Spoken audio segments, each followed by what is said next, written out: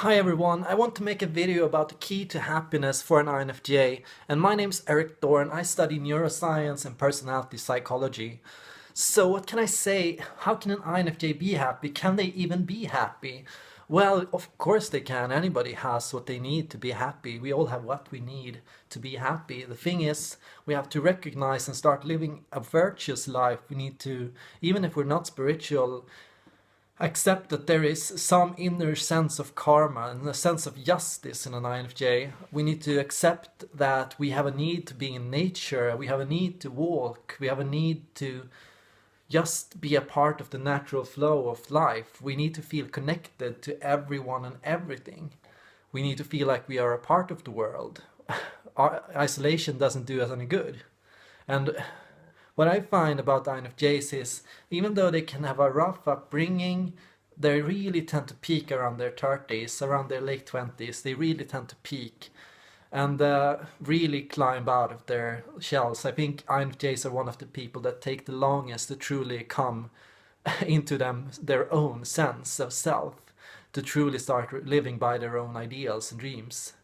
And what the primary virtue for an INFJ is of course wisdom and universalism. We are always seeking wisdom, and what is wisdom? Well, wisdom takes INFJs to go underwater, to go into an introspective mode of self-reflection, deep self-reflection about your life and about who you are and what the meaning of everything is.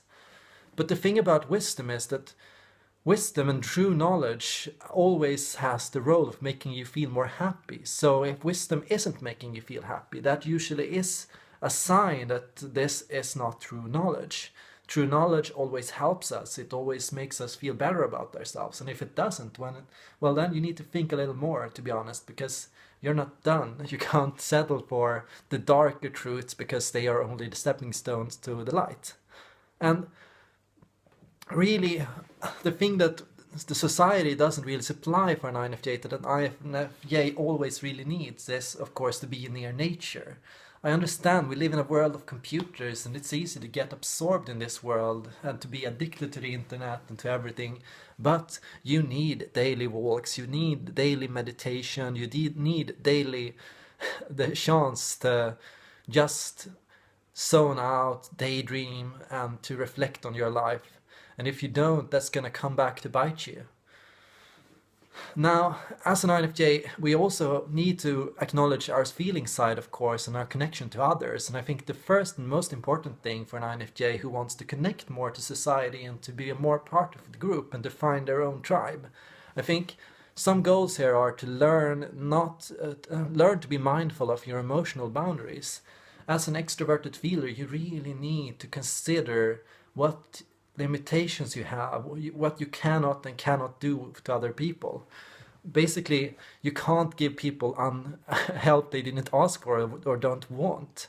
You can help them, you can be there for them, and you love to do it, but you have to get them to want to have you there. And if they don't, you're gonna have to need to develop that patience and that understanding that everyone is on their own journey to their own truths, and you can only supply the knowledge, you cannot make the decisions for them. And if you force yourself on them, you're gonna be faced with some horrible negative karma, and you're gonna feel very guilty for whatever decisions they make next. And it's not good for anybody, it's not healthy for anybody. Really, really be mindful of these things. Really learn to be a passive support, a mentor figure, somebody people can come to for advice and for help. And when it comes to the things that you are really passionate about, I think INFJs sometimes tend to shrug off their own passions and to say, oh, it's not worth it, or it's not gonna work, it's not gonna happen. But the thing I think we all have to realize is sometimes when we say it's probably not gonna work out, we should really rephrase this. We should really consider this from another perspective. A better perspective for an INFJ is, how badly do you want it? How badly are you gonna work to make it work?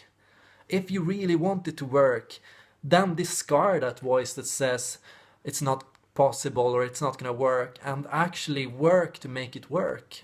Actually devote yourself to making it work, because really the question isn't how likely it is that it's gonna happen. The question is, how hard are you going to work to make sure that it does? And you really need to learn to invest your energy in the things that you care about, because if you don't, you're going to feel horrible. You're going to feel a strong lack of energy. You're going to feel a strong lack of will and direction in life.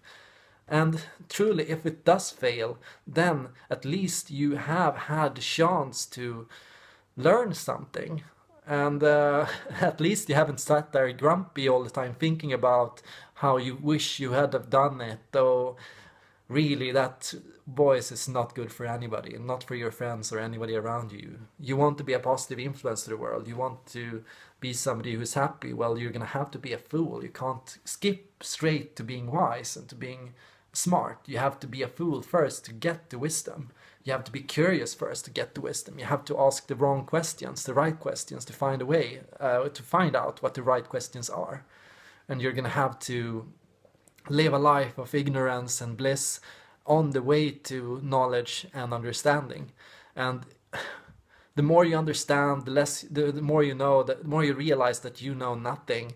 And that is an amazing experience. And that is what can get you from like feeling threatened when other people question you to taking pride in your folly, taking pride in your mistakes, and taking pride in that, well, I'm not always the one with answers, I'm only the one that seeks answers. And so if you can do that, I think other people are gonna want to hear from you. They're gonna want to talk to you. They're gonna want to ask you some very interesting questions about life. That's at least my opinion. What do you think an INFJ needs to be happy? Do you have any opinions on this topic? Feel free to leave a comment down below. Like, subscribe, show me love, because everyone needs love, right? Thank you for watching.